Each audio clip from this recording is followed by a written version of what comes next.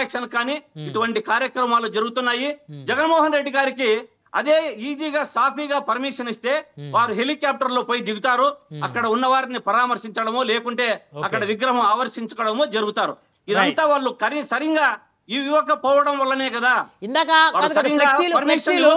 ఫ్లెక్సీల విషయంలో రపా రపా రపా నరుకుతామని చెప్పేసి కటౌట్లు కట్టారండి. అది ఏంటది, ఎక్కడ అంటే పార్టీ ఈ విధంగా ప్రోత్సహిస్తుంది వాళ్ళని ఎమ్మెల్యే గారు చెప్తున్నారు. రప రప రప సార్ కార్యకర్తలు వారి యొక్క ఉత్సాహం కొద్దీ రాసుకుంటూ ఉంటారు. నిన్న జరిగింది, నిన్న ఉన్నట్టు చెప్తా, పొగాకు దానికి పోయారు గుంటూరుకి, వారు పరామర్శించేదానికి. వీరు ఆ సమయంలో ప్రతిపక్ష నేత పోయేటప్పుడు పాలక పక్షము నల్ల బెలూన్లు పెట్టుకొని వీరిని ఎంకరేజ్ చేయడము వాస్తవమా కాదా? వీరు ఎంకరేజ్ చేయడం వేగల అక్కడ గలాటలు జరిగినది కానీ పోలీసుల మీద రాళ్లు రువ్వడం కానీ జరిగింది దేని వల్ల జరిగింది? వీరు అక్కడ నల్ల బ్యాడ్జీలతో ఇప్పుడు అవసరమానండి?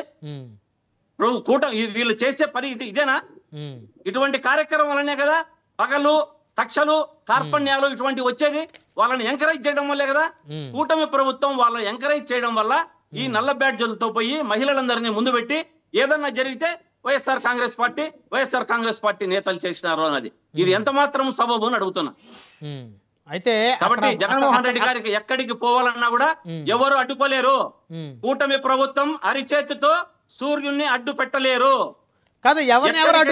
వెళ్తారు జన హృదయ నేత, జనంలో వారు ఎప్పుడు హృదయాల్లో ఉంటారు.